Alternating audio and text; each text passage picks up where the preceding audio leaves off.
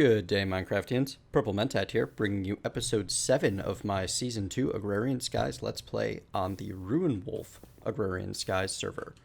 This game pack by Jadedcat is available on the Feed the Beast launcher.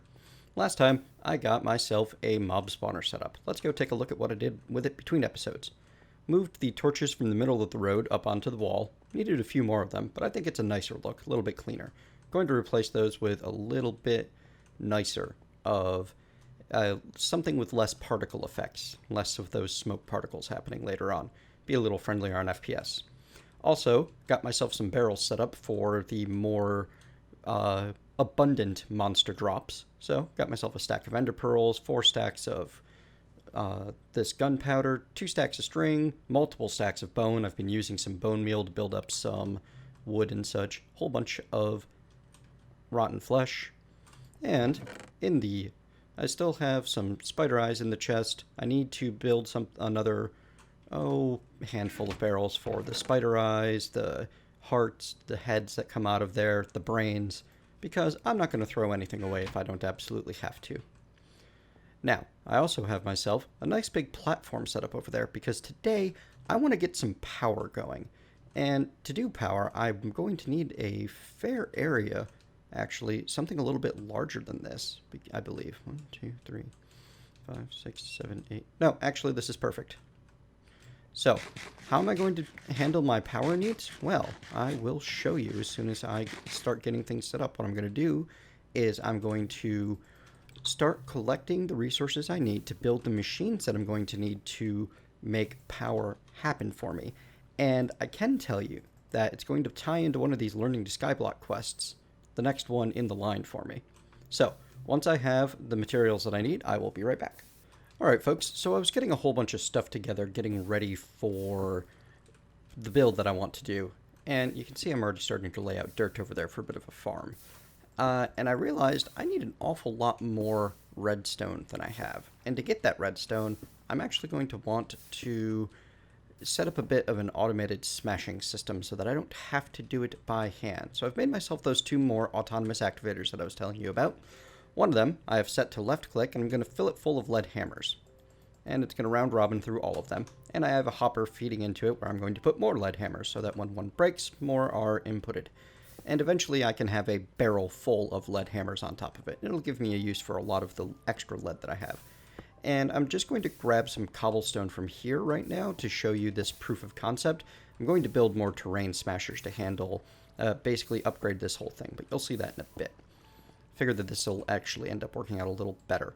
What I'm going to do is I have this guy set to right click. He's going to put cobblestone down right in front of him, and that one's going to break it, which that item collector will pick up, and because of the directions that it fills in first, it will put gravel into the top of the chest on top of it before it attempts to put it into these hoppers. The item collector will attempt to fill inventories below it before it attempts to fill inventories on top of it.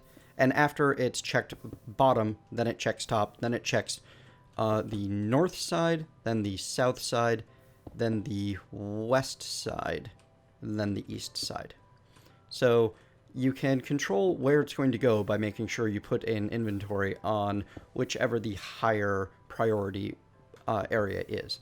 If you want to have an item collector functionality and have more control over where it goes and set which items go to which sides, you can always use the item router.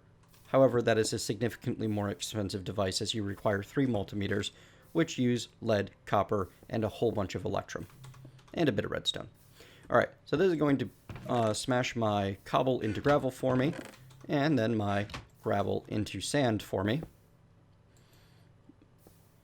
And also, if I so chose, I could easily grab, for example, my broken tin ore, turn it into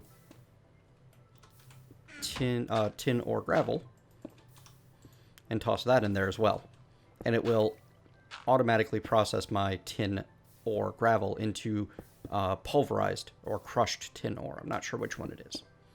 In any case, this is going to be the backbone of my automated ore system, and I'm just getting it set up a little bit early because I need to get the redstone, and I don't feel like smashing things by hand right now. Alright, we're going to let that run for a while, produce a whole bunch of dust for me, and I'm going to sieve that dust in the autonomous activator that's right there. And once I have myself the redstone I need for the build, I shall return. Alright folks, I've had my gravel and dust processing for a while. I took these 2 autonomous activators and tossed them on the sieve after I was done smashing stuff so that I would get things going again. I used 8 diamonds to make myself a builder's wand, which is going to make my life easier in the future. And I used the rest of my diamonds and emeralds making precious dolls, which are going to be very important in the very near future. Now, what I need to do to progress from this very point is I need to get some initial soul sand generation going. And this is not the most efficient way to do things. There is a better, it is absolutely faster to do this in another way. However, this seemed like a fun way to do things, and I'm more interested in fun than efficiency this time through. So, to get that soul sand going, what I'm going to do... Oh, can't pick up that dirt at the moment, but that's okay. I will be able to in just a moment. Let's see, I'm going to fluid duct there. I'm going to put some ancient spores onto this dirt, turning it into mycelium. And that mycelium is going to spread to the surrounding dirt. Now, I'm also going to put a barrel right there. And I'm going to get this hardened portable tank full of 16 buckets of water on that to push barrel into here, which will immediately begin transforming into witch water because it is near some mycelium. Now, going further with this... Oh, hang on, I'm going to need to... I've got some inventory issues going on, but I can solve that briefly. I'm going to want these 2 hoppers. Oh, they touched the item collector. There we go. And I'm going to put one on top and one below. And I'm not actually going to bother getting a chest below. See, when witch water hits 100%, complete, when it is a barrel of witch water as opposed to regular water, when I put sand into a barrel of witch water, it turns into soul sand. Hang on, let me show you that before I show you automating it. So there we go, now I have 1,000 millibucks of witch water in there, so I toss in a piece of sand, and it becomes a piece of soul sand. Now, if I put the hopper underneath, it's going to pull that soul sand out, and water's going to flow in from the fluid duct, and it's immediately going to begin creating more witch water. If I put a hopper on top and toss sand in there, now I can basically ignore this, and it'll process that sand into soul sand all on its own. It no longer needs me to monitor it. Now, the reason I'm doing this is because I need to get myself some nether wart. And nether wart, hang on, nether wart? No, nether space wart. There we go.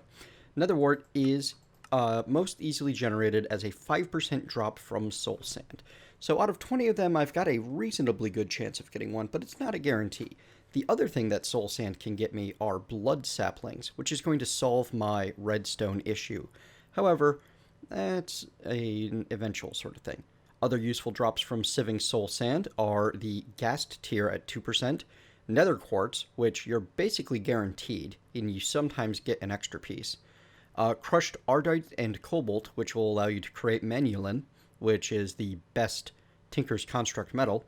The darkwood, ghostwood, and fusewood saplings, not as useful. Neither are the thorn vines or the berry bushes, in my opinion. Some people really like them. Alright, so, going to give that some time to process. It's also producing me some mushrooms. And I'm going to hand in the quest that I just completed, because... maybe I didn't. Oh, I need to actually have a bit of soul sand in my inventory, and click Manual Detect. Look at that. One quest complete, and I will get a half a heart, a creepy doll, which can be used to spawn an enderman, and my choice of a raw fish or a wooden sword. I think the sword had the enchant that I wanted, but I don't remember. Let's find out if I chose wisely. Silk touch on the wooden sword. I did indeed choose wisely. Now, if you want to guaranteed spawn an enderman out of your creepy doll, I believe you want to put it in a barrel full of lava. Could be wrong on that. It might be something else. In any case, hang on. Nope, it doesn't actually... Oh, yeah. Barrel of witch water will spawn an enderman. There you go. Placing a creepy doll in a barrel of witch water will spawn an enderman.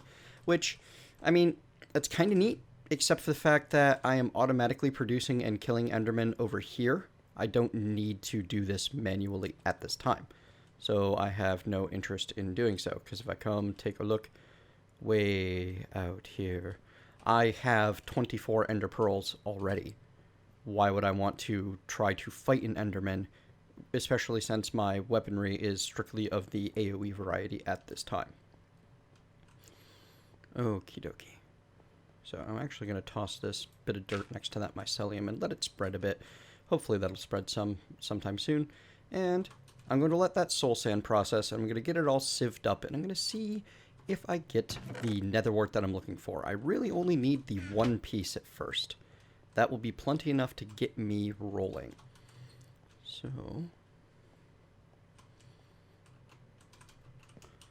jump up here because I can still speed the sieve along manually. Whoops, that's the wrong button.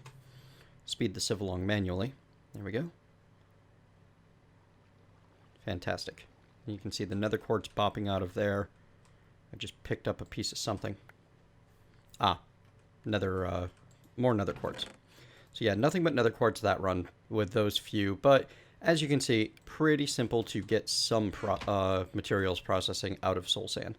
So I'm going to process those. I'm going to get the stuff that I need from the soul sand. And once I have that, I'll be back to continue on with my initial power build.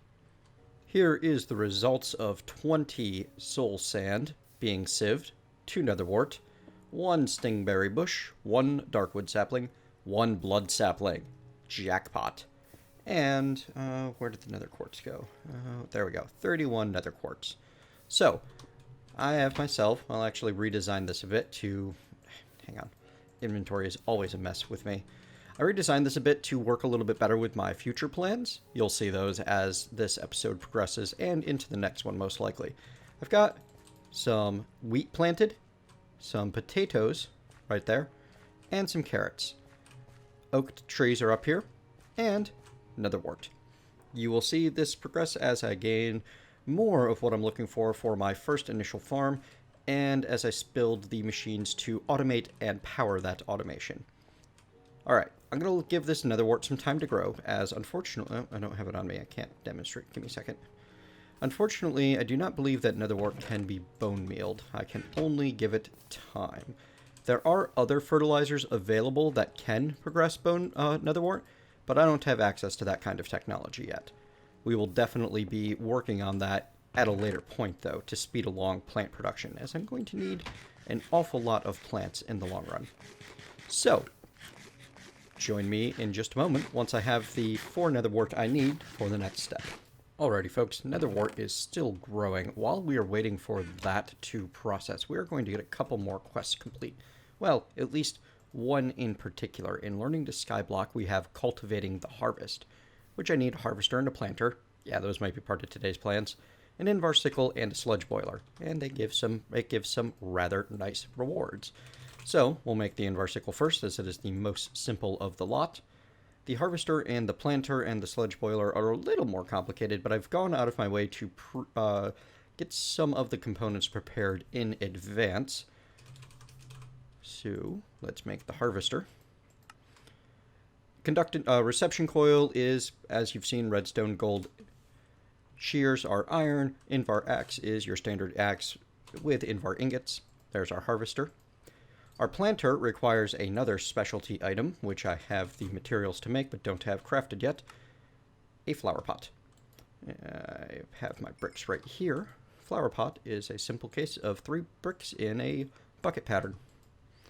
I also need some pistons, but those are an easy creation. Oops. Need to go grab all the materials for these things. Where is my redstone? There we go. And I don't have any planks because I just turned them all into stairs, because I know that I'm going to be needing them as the series progresses. There we go. Redstone. 1, 2 pistons. And now can I make the planter? Is that everything? I needed the reception coil still. There we are. There's our planter. Fantastic. Now, the sludge boiler, is from what I remember, is a little bit simpler than the harvester and the planter. Yeah, a couple of furnaces, no problem. and a bucket, which I'm going to use aluminium to create because it is cheaper than iron in my opinion. You may disagree. Oh. One of the other reasons I love the machinist workbench so much is this inventory here will work with shift click, control click, or not control click, but shift click and mouse wheel work just fine in this inventory here.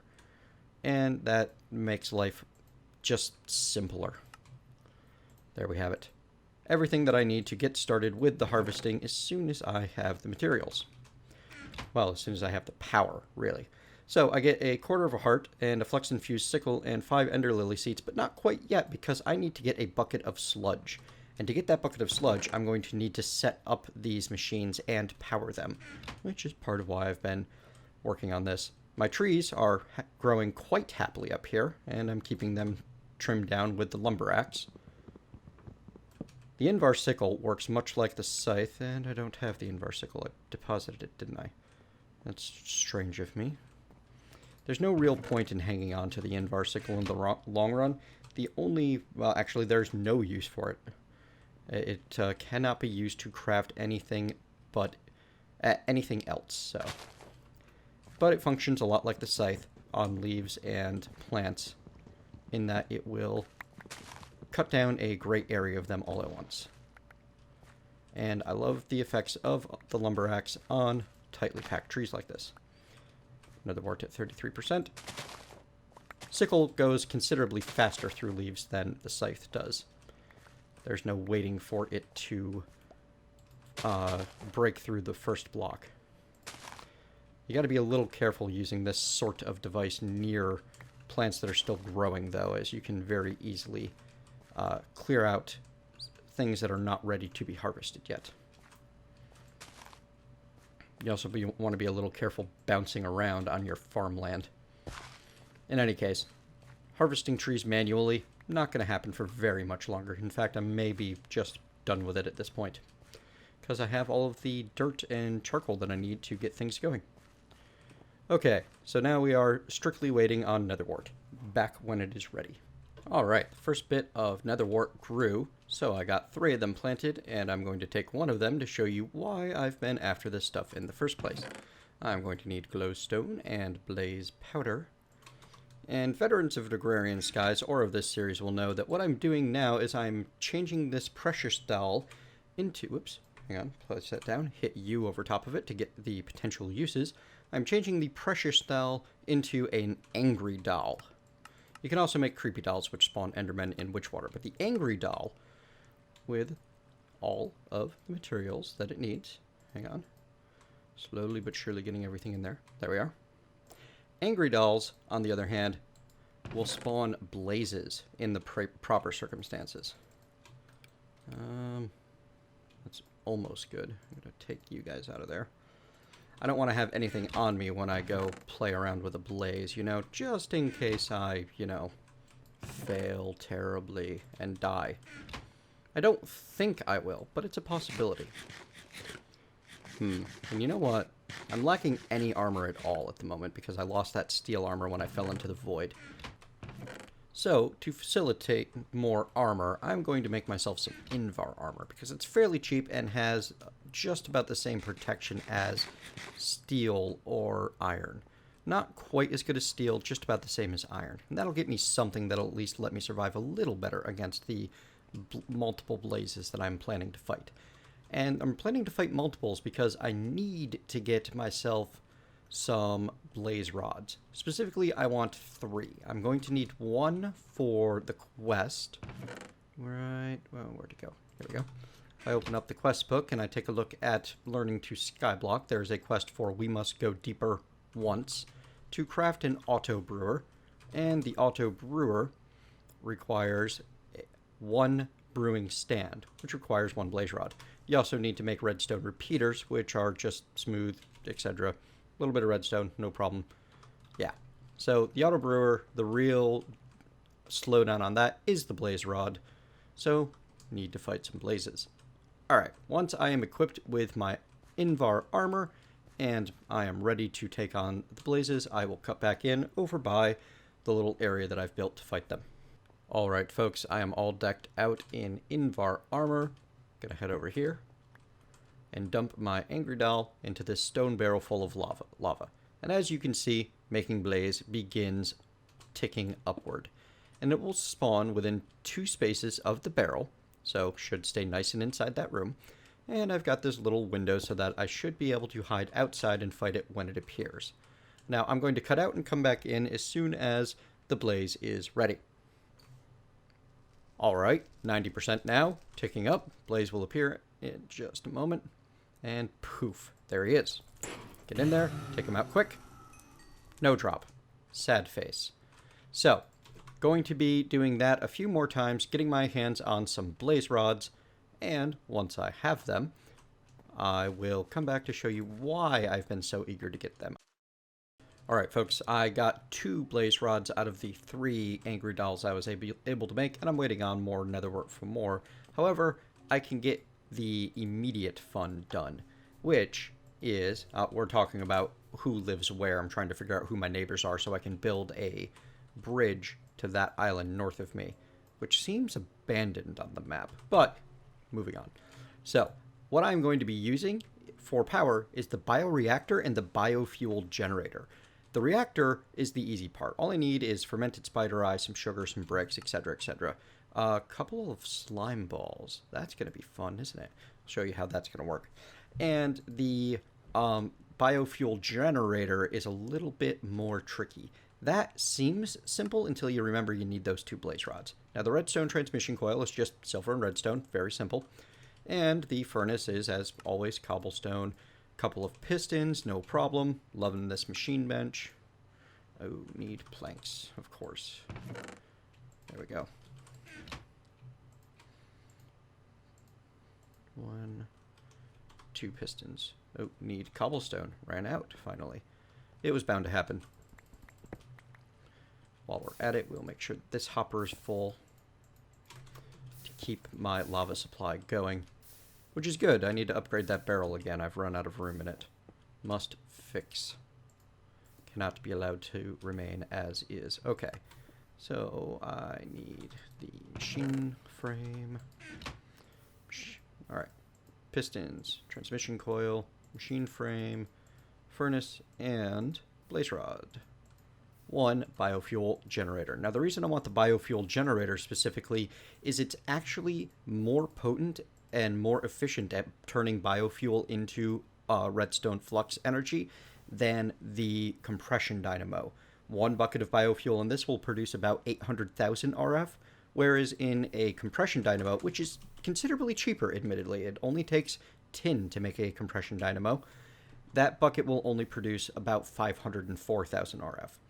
So, how do I get the rest of everything together? Well, I'm going to need to run down here and grab a spider eye. And I'm also going to need to turn some of my sugar cane into actual sugar, but neither of those is a real big issue. The really annoying part, or what would be the really annoying part if I hadn't thought I hadn't planned for... Ooh. I have too many bows. Alright, you know what? The bows are going over the edge. Control, Alt, Shift, click. Goodbye. Because they're going to cause things to gum up if I don't. And wow, am I full on... No, I'm not full on rotten flesh. I forgot to lock this to rotten flesh. That's what happened. There we go. So we're going to lock everything else with a shift right click. Glad I ran over here to grab myself a spider eye. Or I never would have noticed that issue was going on. And hey, more potatoes. Good. Double right click that, shift right click, and Bob's your uncle? Sure. Don't have a place for the rest of these, but I will in time. Oh, hey, look at that. Free iron. Yay. Okay. Moving on. Need to turn that spider eye into a fermented spider eye, which is a simple case of applying a mushroom and some sugar. And if you remember, I have some mushrooms spawning on my mycelium right over here. It's all connected, folks. This whole process was actually pre-planned, which is strange and confusing and amazing. I don't do that level of... Ooh, that's a really weird look. I guess my client was slightly out of sync with the server there. But I don't generally have that level of pre-planning available. I tend to kind of wing it a bit And today I decided I was going to take it to a different place and try to actually have everything plotted out in advance. It's been pretty fun, actually. So, how am I going to get these slime balls? Well, if you remember, one of the early rewards that I took and that I was very adamant about was the liquid slime bucket. And this is a reward that everyone has available, and if you happen to have skipped it, you're going to have to find a different path to collecting this resource. So I don't feel bad using this resource. If I block this in a bit, and, I've got another bucket on me, good. I can pick you up, I can break that stone barrel, I can set the liquid slime down there, and it will spread just like any other fluid.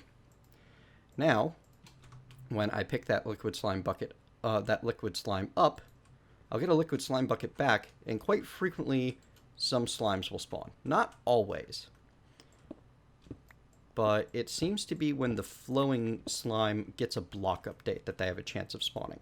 So you can get them to spawn fastest by continually picking it up and putting it back down. It has been my experience with it. Fortunately, at the moment, it's not really cooperating all that well. So you know what we're going to do?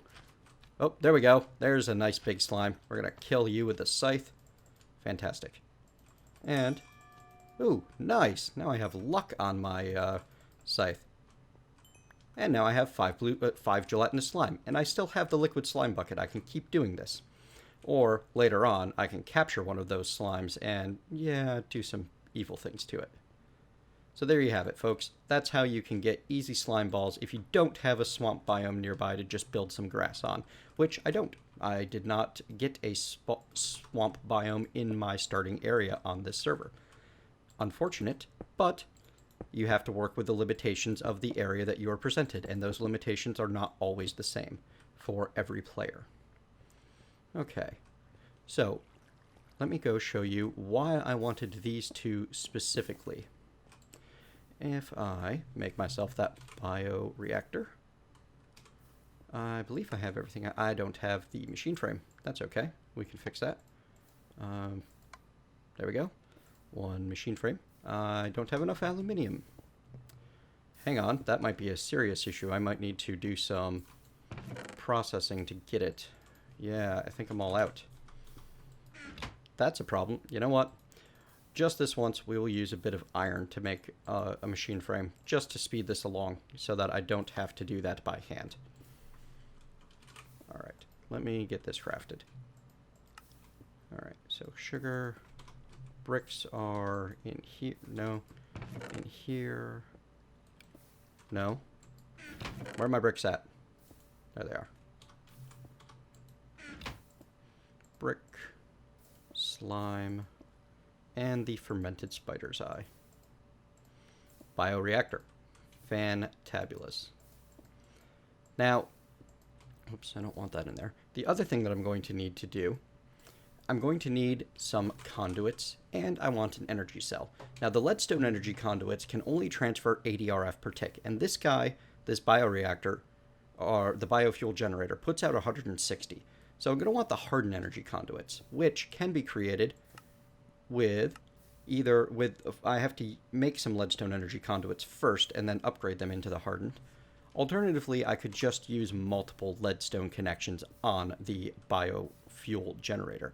But why not upgrade, because I have that capability available to me. So I'm going to make myself 12 conduits for now. That'll be enough for the time being.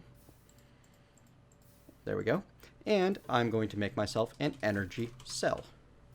Now, I believe I can jump straight to the hardened energy cell, but I'm also fairly certain that down the quest line a little bit more, there's going to be a quest to create the leadstone energy cell.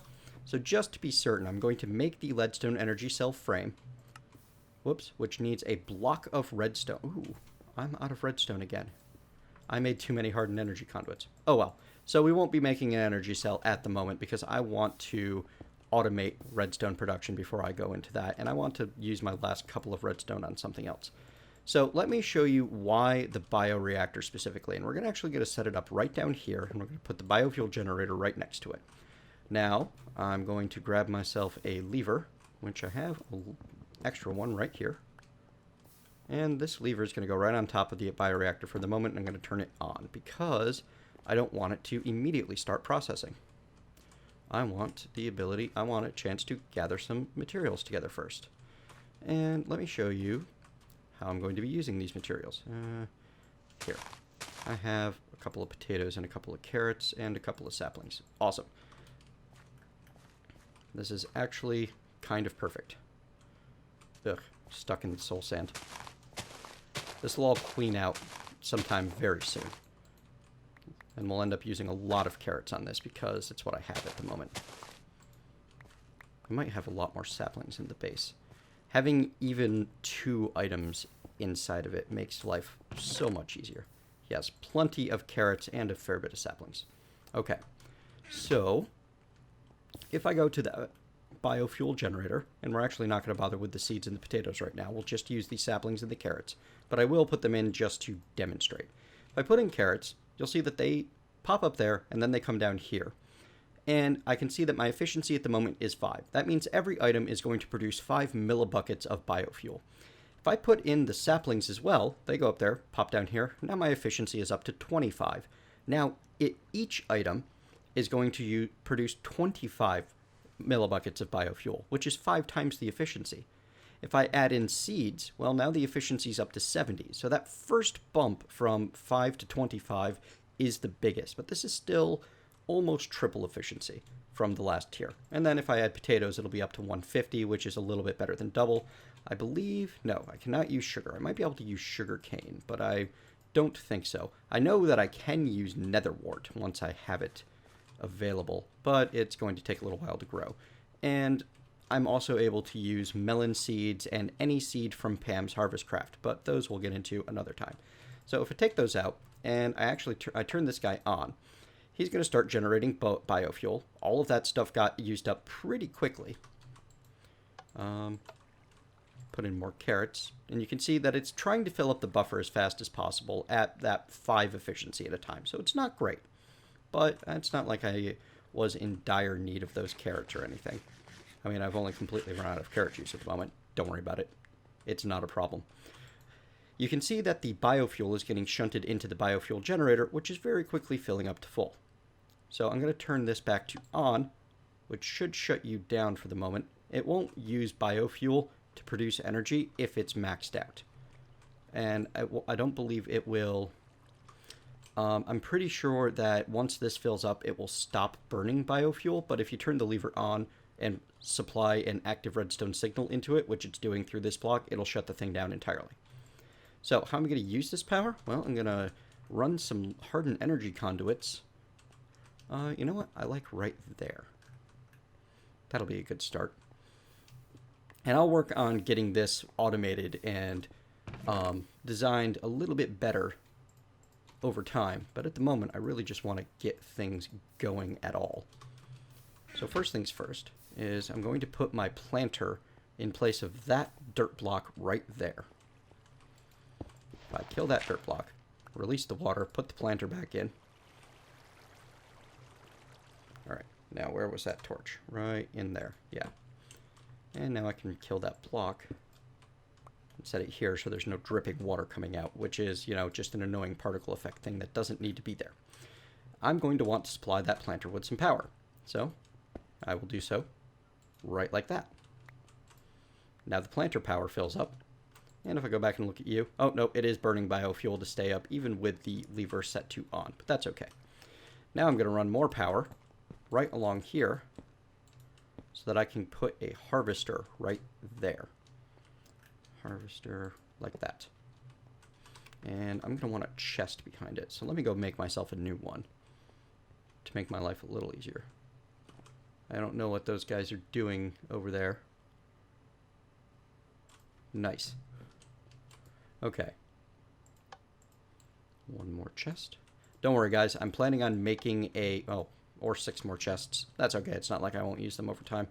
I'm planning on making a jetpack sometime very soon. As soon as I have something I can charge it in, actually, so that I can go do some base tours on camera. I have a number of people lined up to let me tour their bases.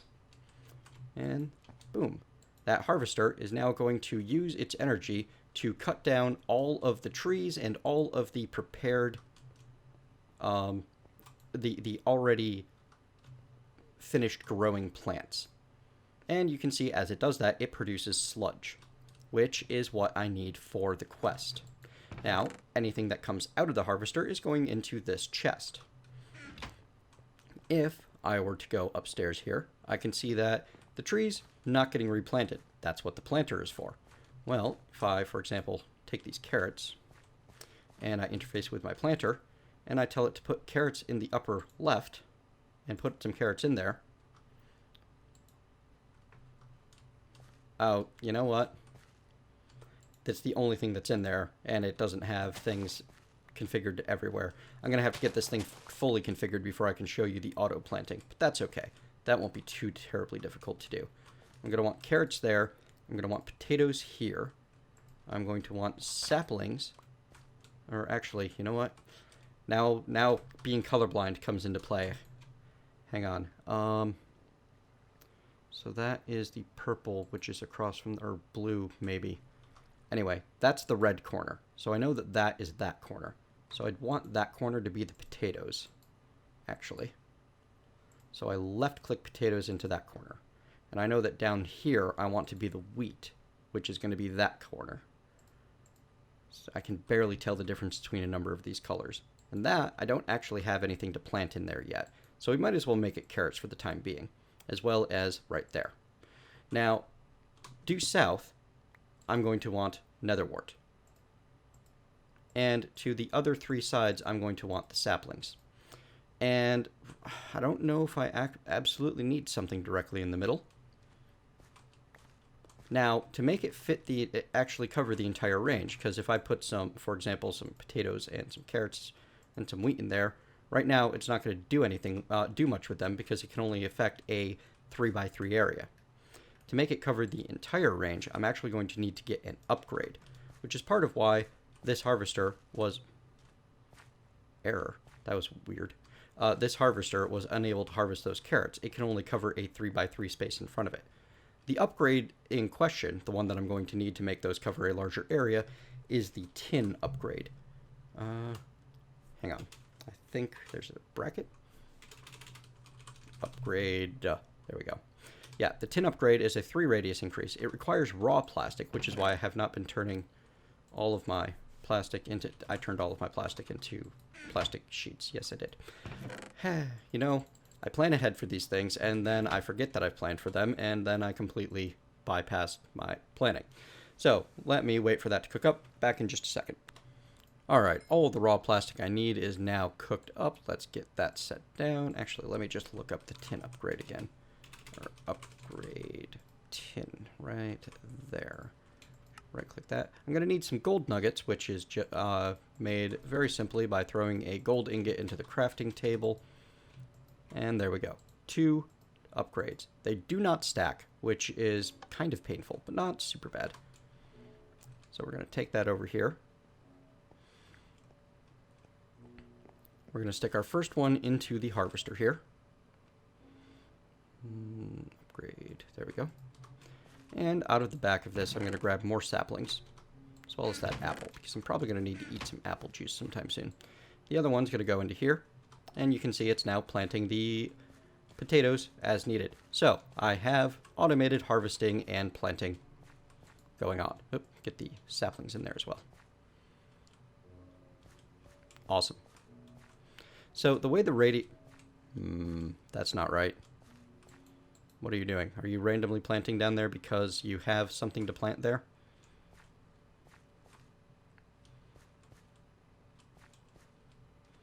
Maybe this guy is not going to be quite as cooperative as I want him to be. Or maybe that actually spreads out in a cone going that way. That's alright. It'll all work out. I'll mess with this to figure out the exact patterns a little bit later. For now, though... Oops, I can put that nether wart back in there. I'm going to take these saplings downstairs, and I'm going to make those make me some more biofuel. Now, I don't want to have to keep doing all of this manually and moving all of my seeds and saplings from the harvester into the planter by hand. So I'm going to set up an automated way to make that happen without my direct input. However, I think that's going to have to wait for next episode. Okay, so we're going to keep you on until I have more than just one type of... Whoops, turned it straight from off to on. I mean on to off when I wanted to turn it from off to on. One of them days, folks. One of them days. Alright, where'd my juicer go? Okay. Survival continues.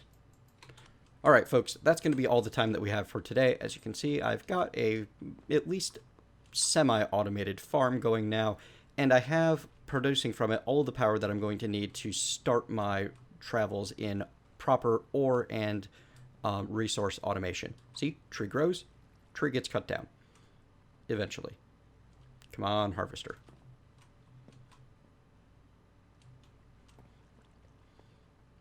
Are you out of power? Nope. Oh, there it goes. Fantastic. Okay. So yeah, I will catch you next time. If you like this video, please leave a thumbs up. Let me know why. If you dislike this video, leave a thumbs down. Tell me what I can do better. See you next time.